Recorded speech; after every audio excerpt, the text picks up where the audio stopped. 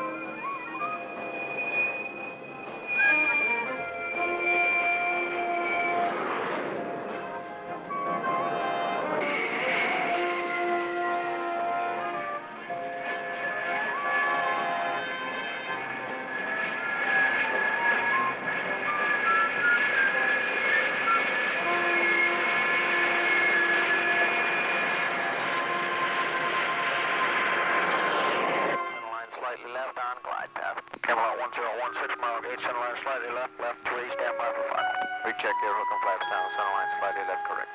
101, all down. 500, 3/4 of a mile on, glide path, center line remains left, call the ball. 500, ball, halt, 2.3. Roger, ball, keep it coming.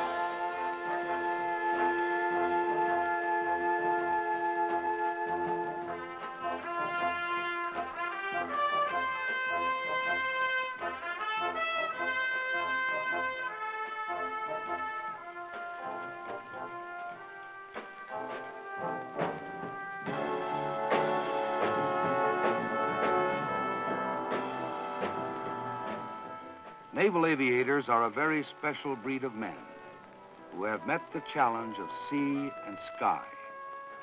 For in all the world, only a few have mastered the sky from the deck of a ship at sea.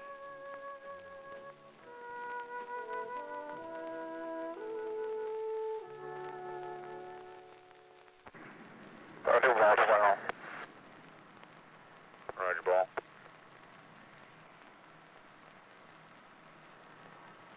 Look at your angle of attack.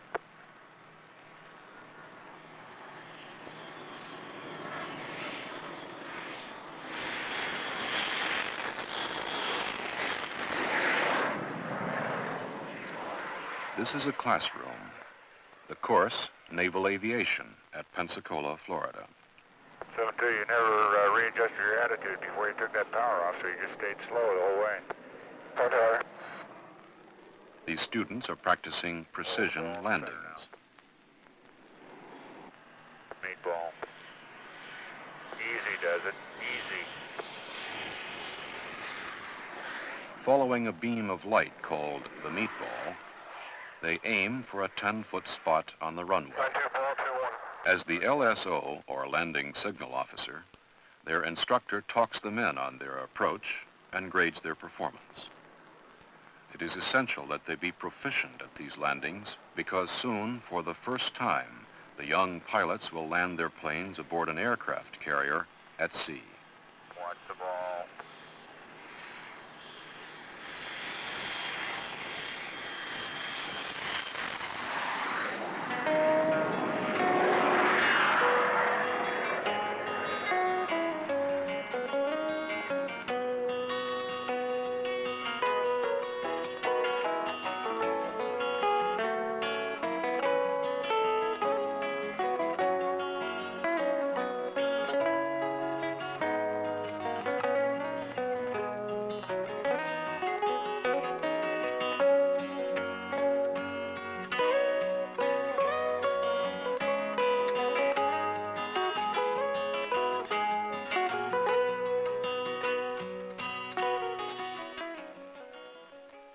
A year ago, I'd never even been in a small plane before, except for, the big bus in the sky. That was about it.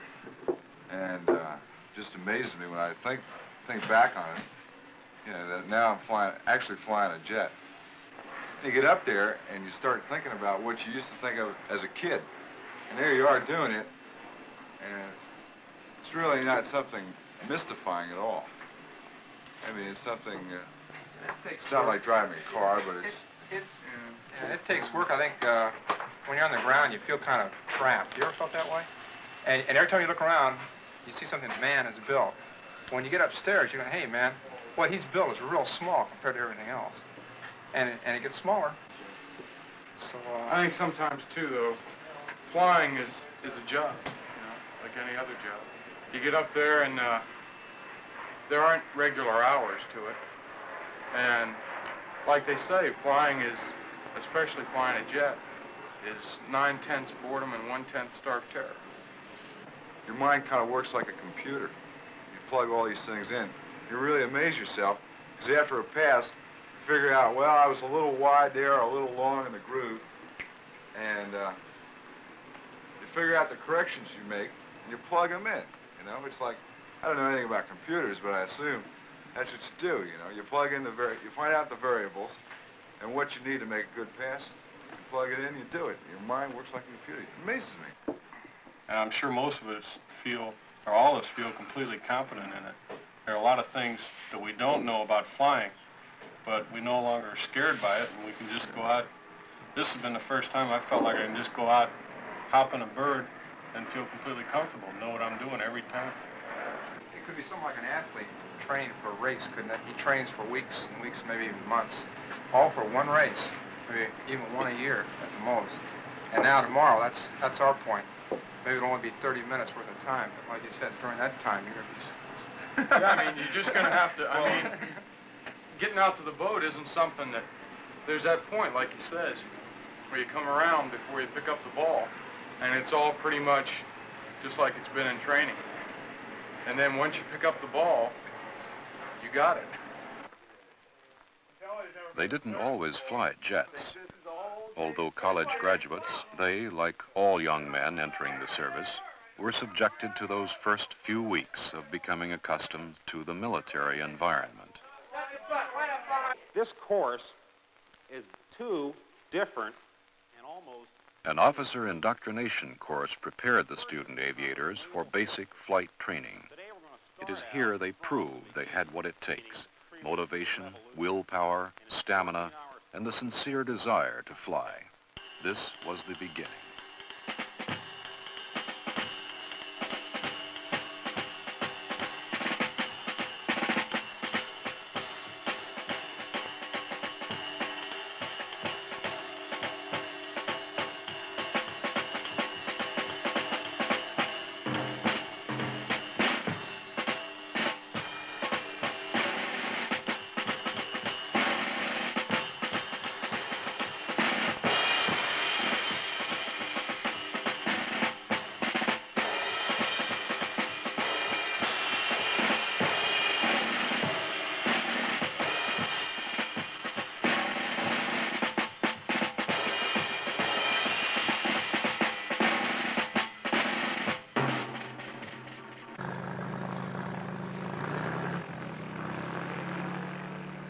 The evolutionary process of becoming naval aviators is continued at Sofley Field.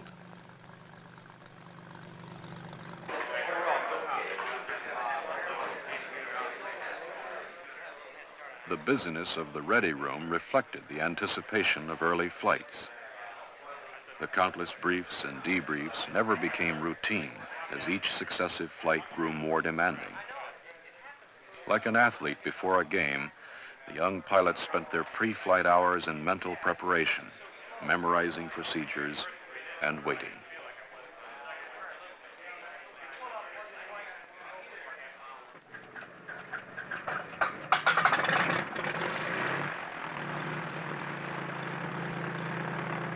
It was now time to solo, time to prove one's abilities to the instructor, but more importantly to oneself. It was during these early flights that the self-confidence was developed, which would prove so valuable throughout the young pilot's career.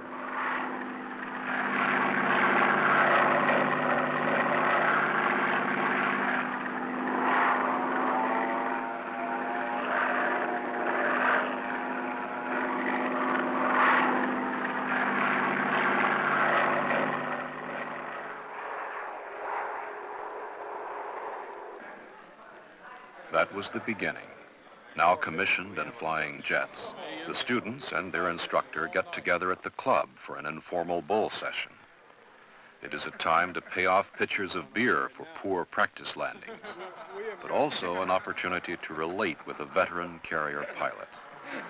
That'd be kind of fun to see what you think of carrier landings before and afterwards. So, just let me know what some of your expectations are, you know, in going to meet the big steel Hulk for the first time. What do you think, Steve? What's it going to feel like to get a cat shot for the first time? I'm going to be sweating. I'm going to be sweating the most as I roll over the shuttle, I think, you know. I'm going to really be sucking.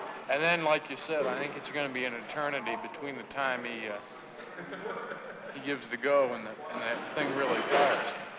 I think once I get in the air, I'm going to be too preoccupied with procedures.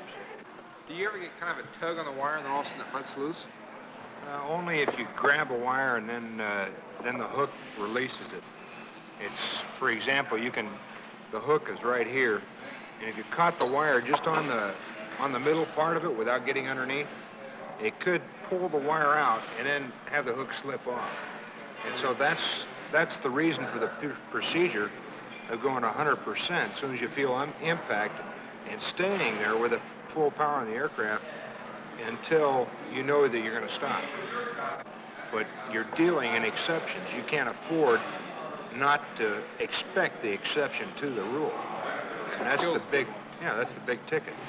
It's just like in any procedure, you're learning the procedure for the exception, not for the norm.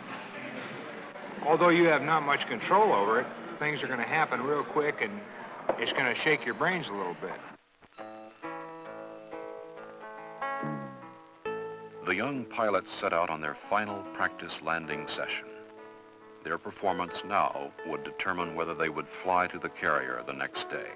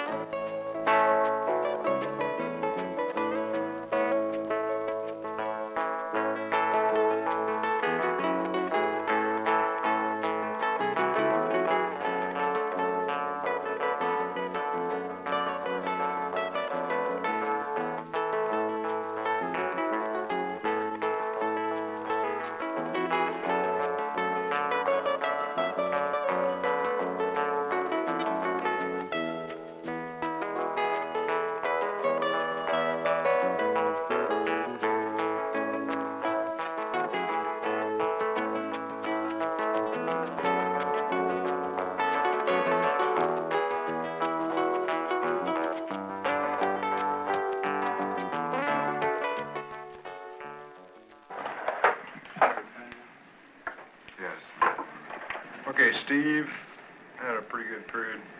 You're still, I get two passes, you're still a little late with your nose.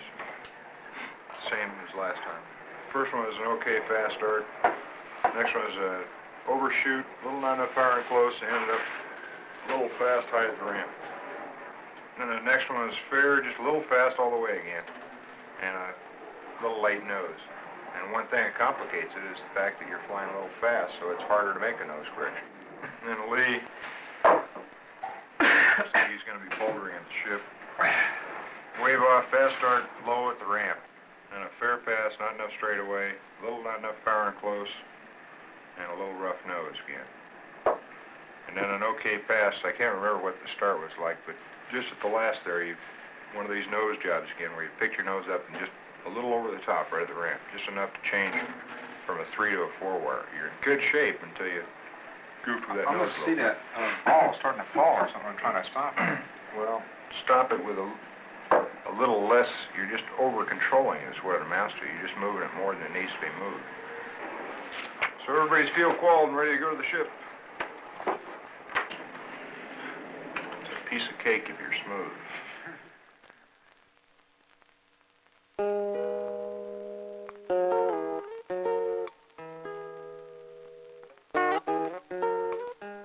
The plane stood ready as the sun burned off the early morning fog. 60 miles out in the Gulf, the carrier steamed toward the rendezvous. It would soon be time to go.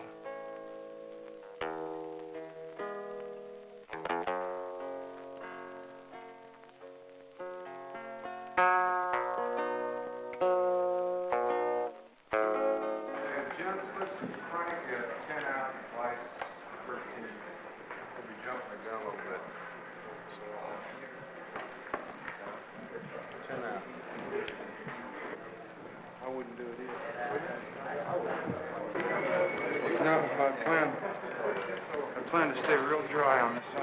Set your watch by the clock. Yeah. But everybody's got a watch. Jim, set your watch by the clock. Yeah, pretty close to it. Synchronize your watch. So, we all agree. Right now, baby. I can feel it. Right now. Yeah, let's go. Here we go, guys.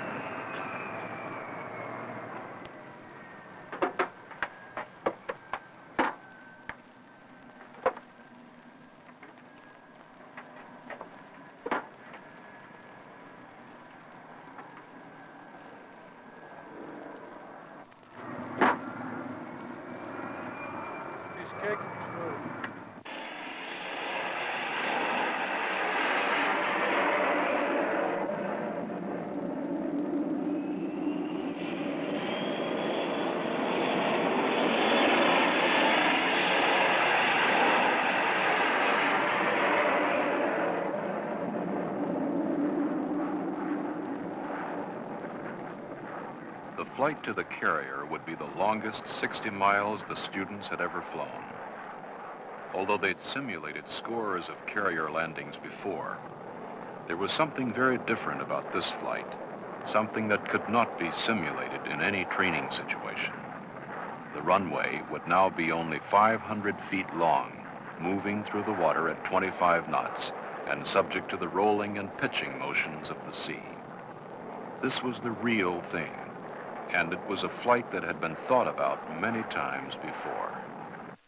This is the tenseness of hitting the boat, the unknown, the variables that you haven't encountered before. The apprehension that you have is just sort of a nebulous sort of a thing that you really don't put any actions to. It's just a tenseness, an awareness that this is something new and different, something that might not work just like everything else you've done. But no, you don't think about, there's no fear. You're too busy. 4 lines of being gear, 4 flaps, foot stride, final. Storehouse, 328 overhead, Angels 1-1. Roger, 328.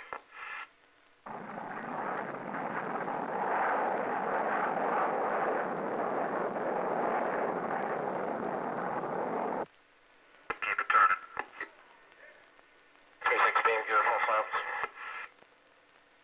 Meat ball, 2-3. Roger, ball. To get the feel of the deck, the first time would be a touch-and-go landing without the tail hook.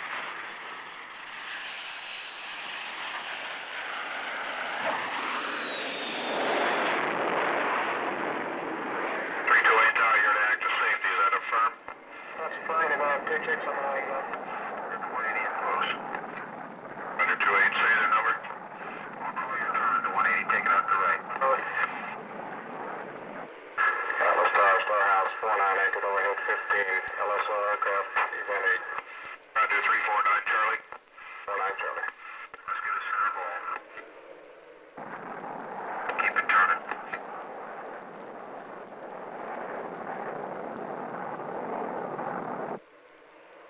36 ball, 2-3. Roger, ball, working your lineup, don't go low.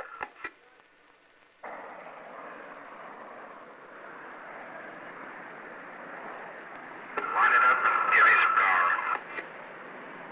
Power.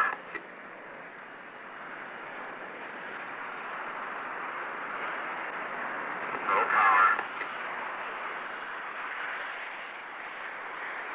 Power, apply the meatball, look at it, look at it.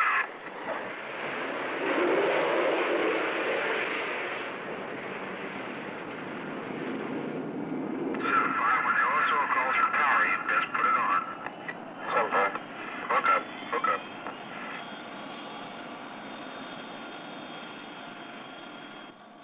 Number 2 wire, not bad for the first time.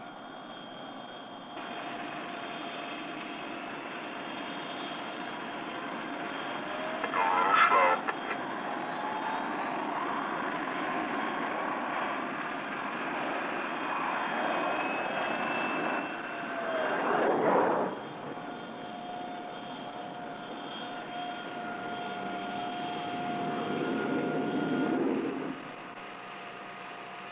Landing completed, they would now move forward to their first launch from a steam catapult, which would literally throw them back in the air and into a series of landings that would soon become routine.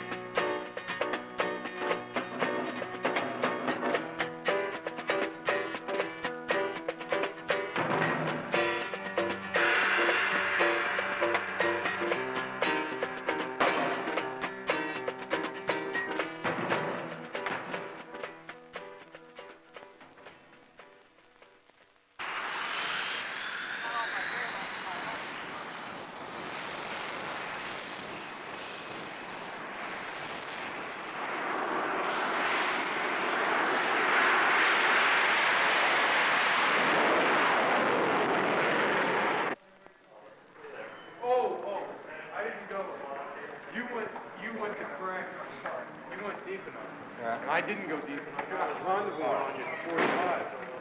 Well, I wondered. Three boulders. I thought I'd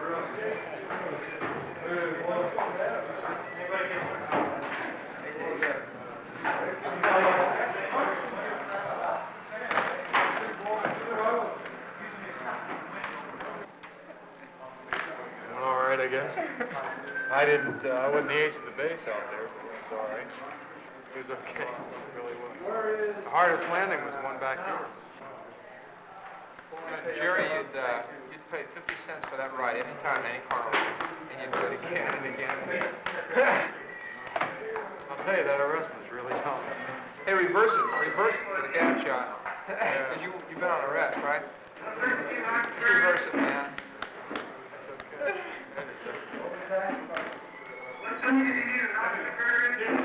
Cats are a piece of cake. Okay, I lost 2 bottles there because I didn't put my hook down on one of them. I heard somebody laughing, and all of a sudden it dawned on me. Before they could say, hey, the hook's not down, you know. I had my hook, and I faltered it anyway. I mean, our plane landed with half flaps, and we Come on were... upstairs to debrief or something like that, Jerry. You're not going to drink tonight, are you, Dave? Negative. A little bit. We're all back, and happy it's over with. I'm sure you learned something out there. This is what it's all about. And like you say, it is fast. Things happen very quickly out there, but as time passes, you will get better and better and better at it. So that The young pilots would have 6 more months of training before they received their Navy wings. But to them, this was the day they became naval aviators.